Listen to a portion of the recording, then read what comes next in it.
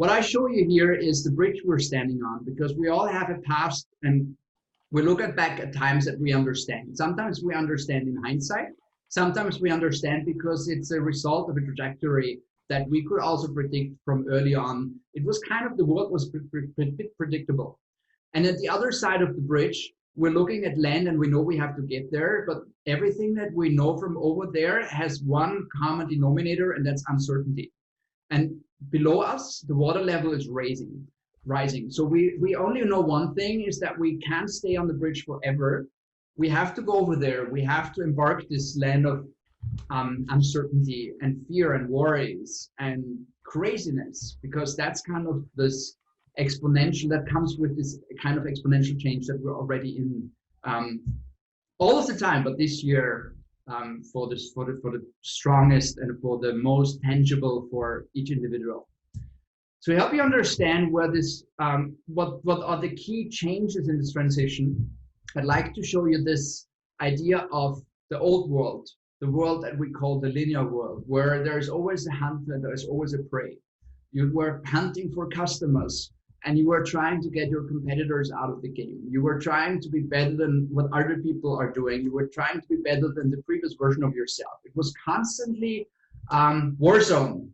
It was constantly a fight of being stronger, being faster, being more agile. That's the latest religion a lot of companies believe in. That's something that was true for the longest time, even though I'm questioning that it was true, because it created companies when they were successful. A lot of people wanted to work at, but very few people wanted to stay. So it created something like a weird power regime, power situation of people who are constantly either the hunter or the prey. And now we're looking into this world. We're looking into a world where basically 5 or 6 organizations in the world are creating, shaping, designing everything that makes our environment. And one thing that these handful of organizations have in common is that they're customer obsessed. They're not customer centric, they're customer obsessed. There is, I don't know if you're familiar with Zappos, the US online shoe retailer. The European version is called Zalando. Zappos, when you go to the headquarters, has a huge sign that says, "We are a customer satisfaction company that happens to sell shoes." So whatever you do when you look into what you are doing, when you take this framework as a sentence, what would you put in the first and the second box? Because the second box is what you do, but the first box is what you do for people. And this is kind of a complete new way of seeing the world and a complete new way of building and creating products for our customers. And that's the open door into the exponential organization. So I'm comparing the two for you. The linear organization, to give a few cases, is an organization like Nokia. They were a world market leader. They had 75% world market share in mobile phones. But at the end, they had 30 different phones. And no one needs 30 different phones. It's confusing. It's going in the wrong direction, right? If you're trying to solve 100 problems with 100 products, you're constantly in a chase for the next product. The automotive industry, huge conversation right now, huge, really big. It's so hard. It's so hard to see what's going on in the automotive industry, because there are 111 car brands, of which 110 are trying to be better than one. And these 110 are mechanics. And mechanics want to make good in what they've always, or make better in what they've always been good at. They were always producing great cars. Now they're producing even a better car. And the better car might have some computing power inside to enhance the driving pleasure, that driving experience. But the future of cars is not built by car makers, but by data companies. And I'm going to go into this with a comparison that's to be expected. Insurance company, banks, same thing as Nokia said.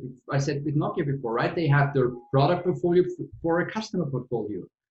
But it doesn't, problems are not solved if you add another product for another potential customer. Problems are solved if you make it transparent and understandable for your customer what he actually pays for. Because customers pay you for gaining pleasure or avoiding pain, but not for idle scenarios. So why buy a car when you just use it 10% of the time? Why buy an insurance if you're not at risk 99% of your life? this is just a different way of seeing. So that these old tradition companies are trying to figure out what's the next niche that I can go into. And then I just fill the niche with a product or a lot of products, which steers into what I later going to explain as the product debt circle. Kodak, no exponential organization presentation without Kodak as an example. Kodak in 1975, the guy called Steven Sassoon presented the digital camera. But Kodak said, we print memories on paper. And that was true at the time. Paper was the available medium, and memories to capture and store and keep memories is always something that people enjoy and want to keep having. But if you look into the production of photos today, and that's about 14 trillion photos a year, you would have to deforest the whole world until mid-June to provide Kodak with paper. And of course, that's not going to happen. So Kodak didn't die because they didn't understand digital. Kodak did die because they didn't look into the concept of exponential growth. Because in 1975, they might have said, no, we're never going to have 40 trillion photos in the world. And also maybe because it's possible this is happening, but what if is an important question for the future. What if you write it down on paper and you make your notes, you start going into this option that the amount of photos taken is doubling every year. And that would already steer into a different decision, I guess. Microsoft is on a transition. It's very interesting. Microsoft for the longest time was a linear organization because they always wanted to be better at something like someone. They always wanted to beat Apple at making the better hardware. They always want to beat Apple making the better software, to making tablets or whatever. There is this beautiful talk of Simon Sinek who said that 75% of the Microsoft managers spend 75% of their time talking about how they can be better than Apple at whatever. Now they have Azure since a few years, and they're transforming into an exponential organization already today, just after, I think it's 3 years into the 2 or 3 years since they introduced Azure. You probably know better than I.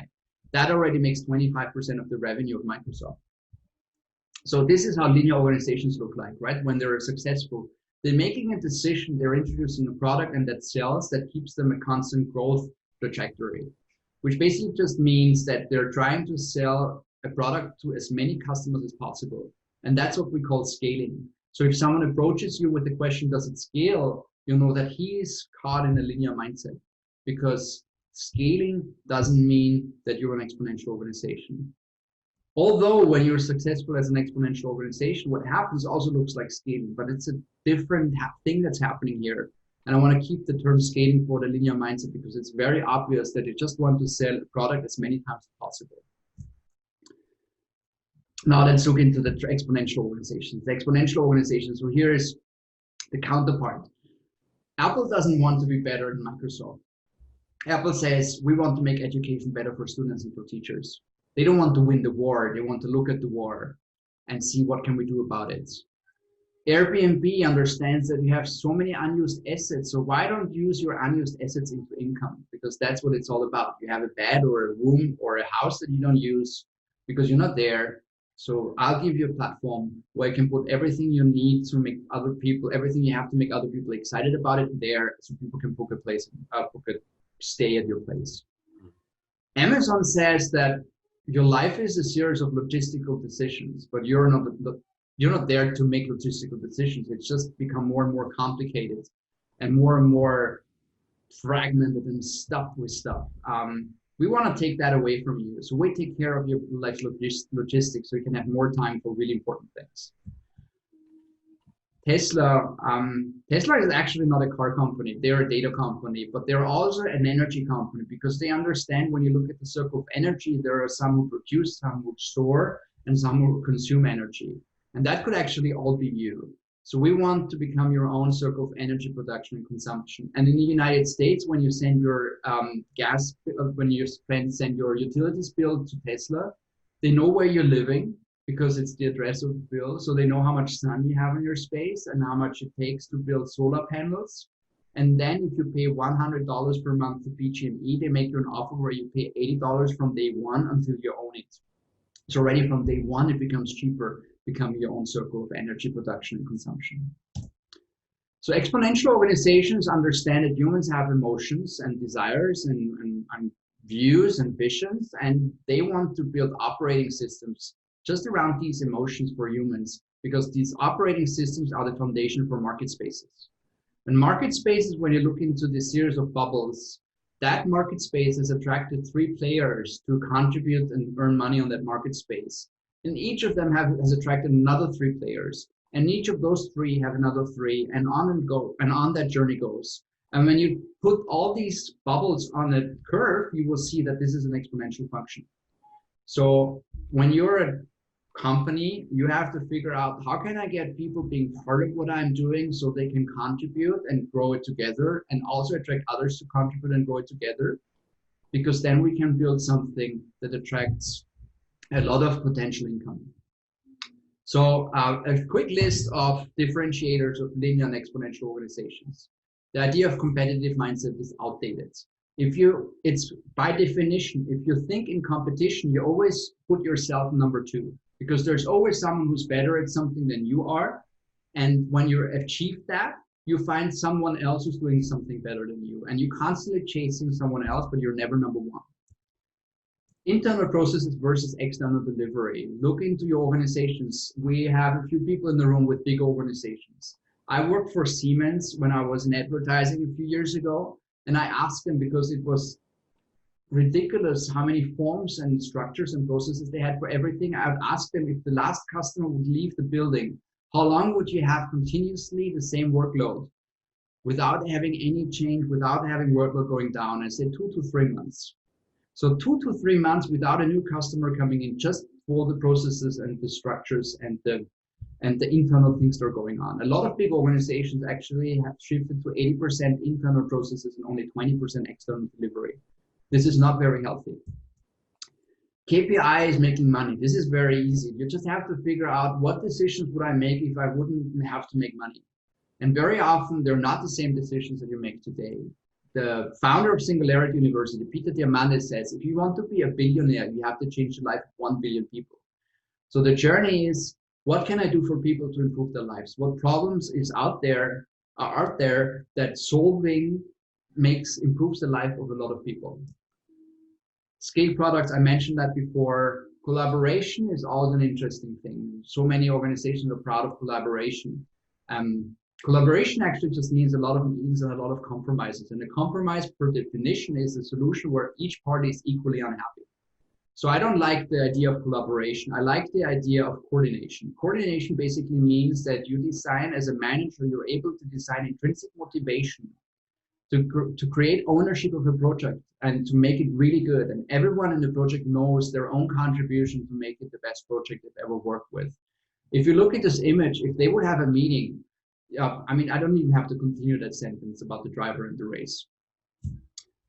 We're going to talk about the art of experiment a lot more when we meet Emilia on Wednesday. She's from the Growth Hackers, but I want to encourage you and invite you to take experiment into the fabric of your life, of your personal and also for your company. And we'll look more into this if time allows. We have a weird relationship with the word problem. We call little headaches problem, and we call real problems challenges. And I think we should stop calling things a problem that are not a problem, to make space for problems that we should call problem, because once you hear the word problem, it triggers the wish to change it and get it out of the room. A challenge you can face, an opportunity you can take, but a problem you should solve. Silicon Valley has a very beautiful way of controlling people. They're actually into managing a process, but not managing people. If I know that I get you really passionate about the project, I don't have to figure out if you're doing your job, if you're filling your task list, because I know that you're excited about it and it will be beautiful. So I don't have to control you anymore. The mindset of a data company, Silicon Valley organizations are data companies. If you don't have a Facebook account, Facebook still knows everything about you because your friends have Facebook accounts, and by the proximity of information about the people around you, they have enough information about you. If you want to Facebook not know about you, you have to create a Facebook account and fill it up with false data. Yeah, this is where we are. Everything is changing right now. Seriously, everything. When you look into this hockey stick curve, we have hit we're looking in an era of chaos. This year, this lockdown year, is not it's not a crisis year that bounces back to normality. This is the beginning of a new era, and that's an era of unpredictable change. And how we react, how we act this year is basically a template, how we as a human are capable of responding to something we're not ready for. I don't know if you ever heard of the Johannes Gutenberg moment. Johannes Gutenberg invented the printing press. So the big thing with the printing press was that the Bible was made available for everyone in the world almost overnight. So while the belief system of the Christian church, of the Catholic Church, had to be conveyed by humans, all of a sudden they could print it into a book and distribute it to the world. And that caused an incredible growth in the community of the Catholics. And that's called the Johann Gutenberg moment. Right now, we have 20 of these at any given time, just to give you a bit of a framework of what's happening right now. And the thing is, whatever I'm sharing with you and whatever you experience here, you are in the room, but a lot of people you know are not in the room. So they will have a hard time understanding and believing what you're saying. And you have to be careful and patient with them, because it's really hard to understand. I think it was McKinsey who gave predictions about the growth of smartphones versus foresight. So they gave a foresight, and we look at it versus the real growth. And that's a real case. From 2002 to 2010, they predicted in the first year, they predicted a growth of 16%. And the real growth, the actual growth was 100%. They said, we are wrong. And we're surprised. That's amazing. But now we have to adjust it, because the next 2 years we'll have a growth of 14%. But the growth was 100% again. They did the same mistake again by adjusting to 12%, because they thought that this must be over, and it was 100% again. And for the four times in a row, they constantly adjusted the growth, and they were 4 times in a row they were wrong, because it doubled. And when you look into the growth pattern of mobile phones, you see a beautiful exponential curve. So when we look into the transformation for the next few minutes before we start with Shannon joining us, go back here, it's on 3 pillars, and I'm going to spend more time talking about the 3 pillars as we go. One of them is social intelligence. Culture eats strategy for breakfast. We have to understand how we treat each other. We have to learn to behave in a way that people enjoy having us around. The art of experiment is a big topic. That's why we're also going to have a special section on the art of experiment with Emilia on Wednesday.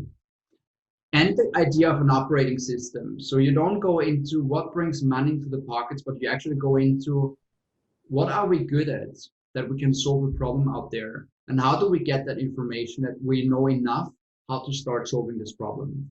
And this is the 3 fundamentals of exponential organizations.